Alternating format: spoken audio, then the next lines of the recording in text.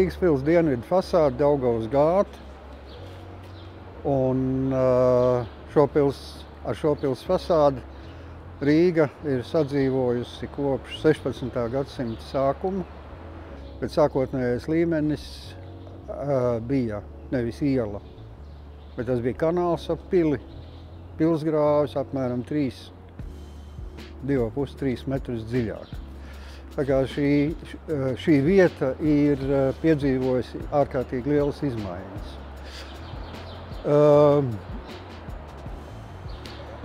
Šobrīd šī fasāde ir vienīgā, kura atšķiras no pārējām Rīgas pils fasādēm ar to, ka viņa nav apmesta. Pirms pāris gadiem, bišķi vēlāk, tas bija martā, tika paņemtas nost sastatnes un tajā pret Daugavu rietumu spārnā es ievēroju, ka tur ir, par cik ņēma nost bojāto apmetumu, ka tur ir parādījušies tādi lieli laukumi, kaut kāda tāda diezgan forša mūra. Sāku interesēties, runāt ar Ilmāru Dirvēku, kurš ir visas Rīgas pils izpētes vadītājs, veicējs un autors. Kas tas ir? Viņš saka, jā, tā ir sākotnējā fasāde, 16. gadsimts un vēlie viduslaiki. Un tad vienā brīdī man sāka likties paga. Tur varbūt, ka nevajag apmest. Šī ir vienīgā Rīgas pils fasāde, kur apmeklētāji var gūt priekšstatu par to, kāda īsti Rīgas pils ir izskatījusies. Atbildot uz jautājumu, vai viņa tā izskatījās, tad es varu atbildēt, ka jā, jo Rīgas pilī ir diezgan īpatnējs liktenis. Nacionālā vēstures muzeja galvenā fasāde, viņa ir ļoti reprezentabla, ļoti autentiska, stāstoša un neatkārtojama. Otras tādas fasādes nav. Un šeit Daugavas gātē atradīsies Latvijas Nacionālā vēstures muzeja ieeja, galvenā ieeja. Caur šo te ieeju mēs tagad dosimies iekšā, lai iepazītu tās ārkārtīgi nozīmīgās vēsturiskās Rīgas pils telpas, kur restaurācija ir pabeigta nesen 2023. gada pašā nogalē.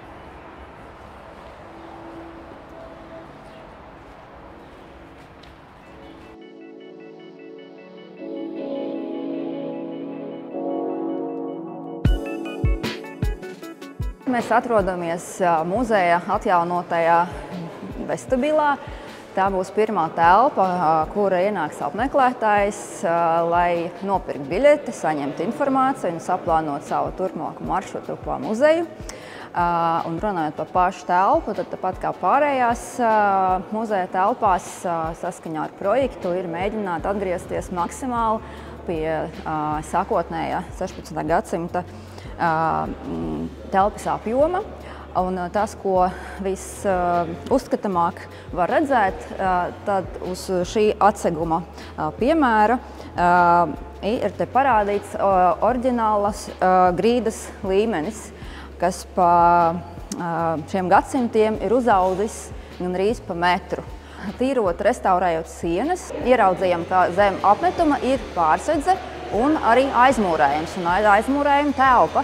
Un saskaņā ar pils pētnieku secinājumiem te atradās sākotnēja ieeja šajā telpā, šajā zālē.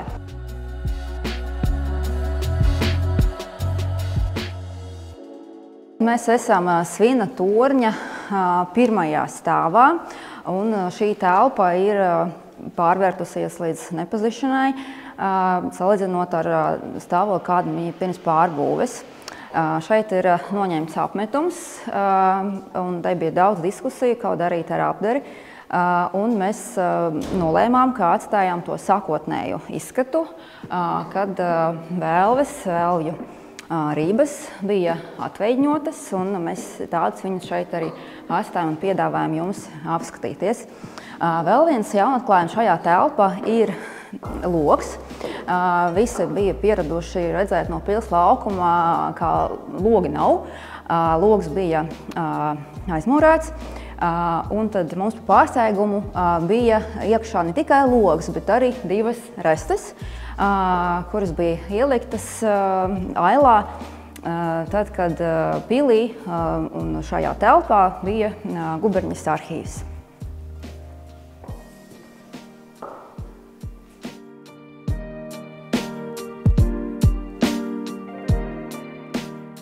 Šī ir pils baznīca, jeb kapela. Lielāko daļu pils pastāvēšanas laiku šī telpa ir bijusi ar reliģisku funkciju. Sākotnēji šeit tika ierīkota katoļu baznīca.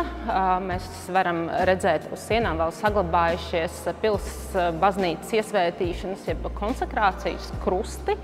Altāru zonā ir 16. gadsimta freska.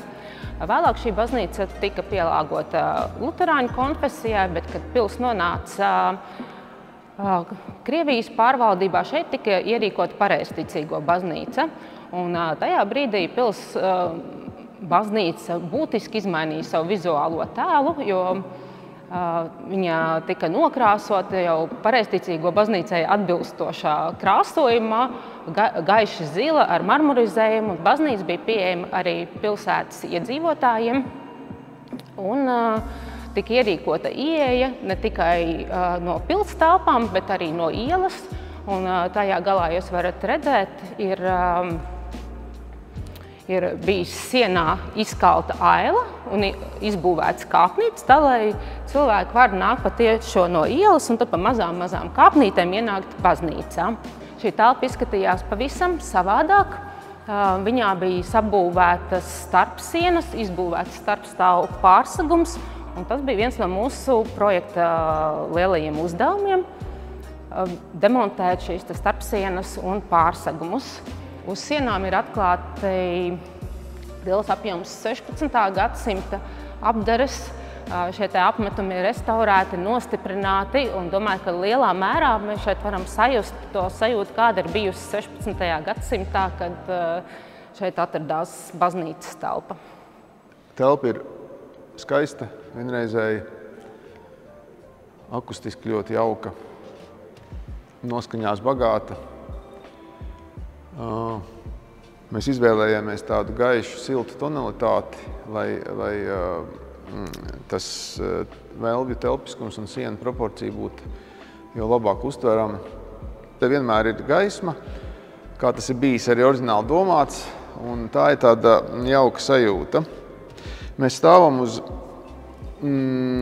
vecās dēļu grīdas, kas ir atjaunota un pārlikta jaunā veidā. Zem tās atrodas diezgan sarežģīta inženieru komunikācijas sistēma.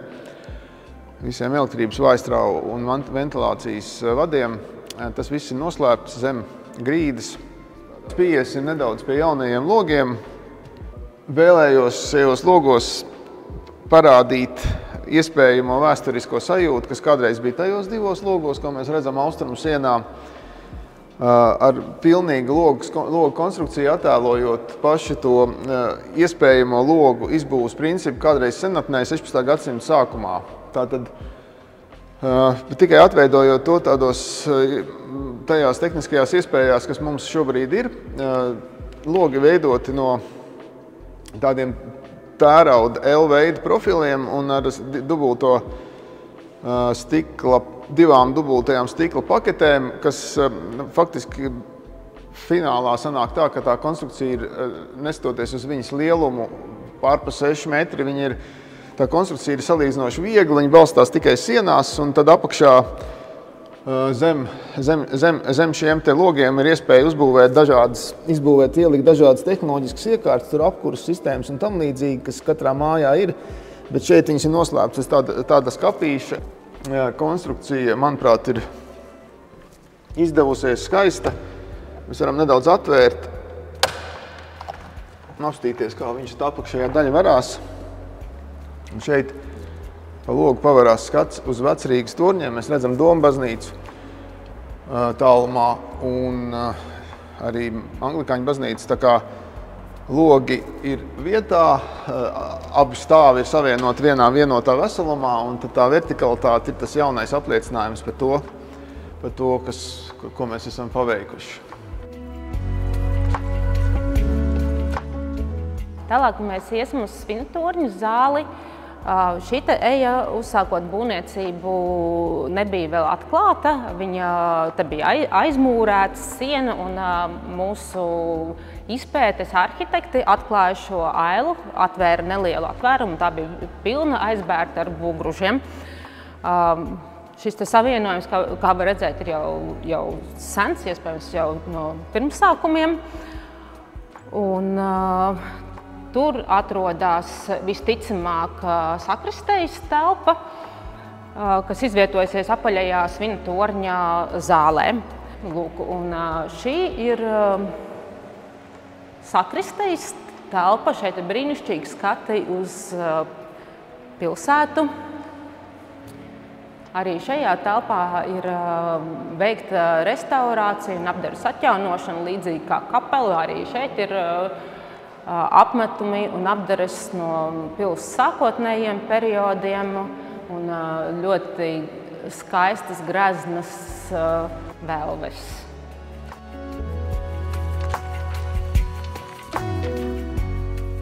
Šis ir Remteris, jeb bruņinieku ēdamzāle. Šīs telpas atjaunošana bija viena no projekta vislielākajiem izaicinājumiem. Pati telpa sākotnēji ir bijusi lielāka nekā mēs pašlaik redzam, jo viņa turpinājās arī nākamās telpas apjomā. Un var redzēt sienā vēl sākotnējo kolonu, kas atdalīja nākamās divas travejas. Šeit tika pārmūrētas daļēji velves, protezētas kolonas, demontētas, protams, sijas un starpsienas, kuru materiāli pēc tam vēlāk tika izmantots citu telpu restaurācijā un atjaunošanā.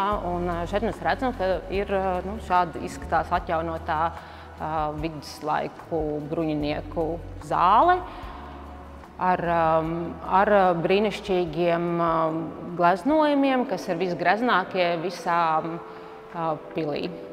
Bet šeit vēl ir liecības no sākotnējām konstrukcijām. Šajā sienā var redzēt sākotnējo Remtera logu, kurš tika vēlāk aizmūrēts. Un tālāk jau mēs redzam telpu, kas ir 18. un 19. gadsimtā izveidota. Droši vien visvairāk uzmanību piesaista grīda ar trafareta krāsojumu. Šis ir 19. gadsimtam raksturīgs grīdas krāsojums, ko mēs esam rekonstruējuši, bet oriģinālie grīdas fragmenti ir redzami šajā logailā. Un kas ir interesanti, ka pilī lielākajā daļā telpu bija ļoti vienkāršas, monokromi krāsotas, zaļas, brūnas grīdas, bet tad ir viena telpa, kurā ir bijuši daudz krāsojumu slāņu. Šeit var redzēt, ka ir 6 krāsojumu slāņi, un tie visi ir atradušies vienā telpā uz vienas grīdas, viens pēc otra. Šeit mēs atrodamies Pipera torņa augšējā līmenī. Zemāk ir viduslaiku kāpnītes, kas savieno visas pils stāvus ar tādām ļoti neregulārām grieztām kāpnītēm.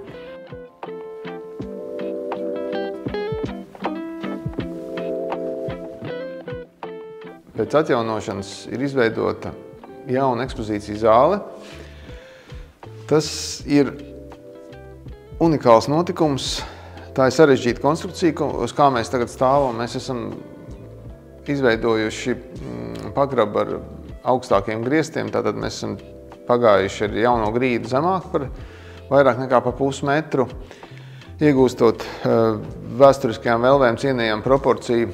Un šīs telpas, kā lai pasaka, tāda unikalitāte vai īpašā lieta ir tas, ka mēs šobrīd redzam tās velves un sienu konstrukciju tieši tādu, kāda viņi izskatījās pēc Rīgas pils, tā saucamā Walter von Plettenberga būvētās Rīgas pils 16. gadsimta sākuma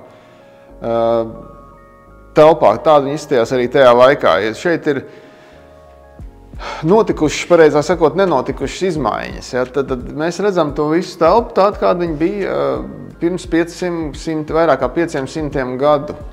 Katram no šīm velvju balstiem ir nedaudz sava arhitektūra, savu konfigurāciju. Tas ir vēlāko laiku pastiprinājumi, kas liecina par to, ka meistari stiprināja tālāk uz priekšu to, kas būvējās uz augšu. Mūsu tā, kas man šeit liekas tieši no tādas arhitektūras un restaurācijas koncepcijas viedokļa būtiski, ka tā gaišā pils, ko mēs visi redzam augšā, kas ir pabeigta, viņa ir tāda gaiša, silta, peldoša, taču lejā mēs redzam to sarkano pamatīgo ķieģeli, to visu, uz kā mūsu pils turās. Viena tāda lieta, mēs augšā runājām par kapelas logiem. Šī te ir tā pati fasāde, kur augšā ir kapelas logi, un te arī ir gaidāmas zināmas tehnoloģiskas izmaiņas. Jūs redzēsiet to 3D attēlu, kur šie te lodziņi, šajā ārsienā ir 5 logi un vēl 2 durvju ailes, kas šobrīd ciet, bet mēs esam paredzējuši izveidot tādu tā saucamo atvērumu vai Rīgas pils pamatu atsegumu. Un šīs šaujamlūkas kādreiz bija pirmais stāvs. Mēs zinām, ka Vecrīgā ir kultūras slānis apmēram 5 metri, tad iedomāsimies, ka mēs šeit esam vēsturiskajā telpā un šeit būs pa šiem te logiem pirmo reizi pēc 500 gadiem iespīdēs dienas gaisma. Ja, tas būs tad, kad Daugavas gātē tiks izveidots šis mans pieminētais atsegums un ieeja, par to ieeju, ko mēs gājām iekšā pilī, tur tāda ieeja būs pāri tiltam. Mūzejam ekspozīcija būs papildināta ar arheoloģisku objektu, un tas būtu Hipokausta krāsns. Pirms tam es gribu pievērst jūsu uzmanību šai arkai, tad tas arī ir 14. gadsimts, viena no senākām konstrukcijām pilī. Un tas, ko mēs izmainījām, mēs arī demontējām aizmūrējumu, lai mēs varam šo arku tad redzēt viņu oriģinālajā veidolā. Kad sākas demontāžas darbi, mēs sapratām, ka mūs gaida kaut kas ļoti interesants. Turpinot izrakumus, konstatējām, ka tur atrodas krāsns, tā sauktā Hipokausta krāsns, kas kurināja ēku, kas šajā vietā bija vēl pirms Rīgas pils. Tad šī krāsna ir senāka par pašu pili. Arheologi un pētnieki izsaka domu, ka tas varēja būt Svētā gara hospitālis, kas tad attiecīgi atradās šajā vietā pirms vēl pils bija uzbūvēta.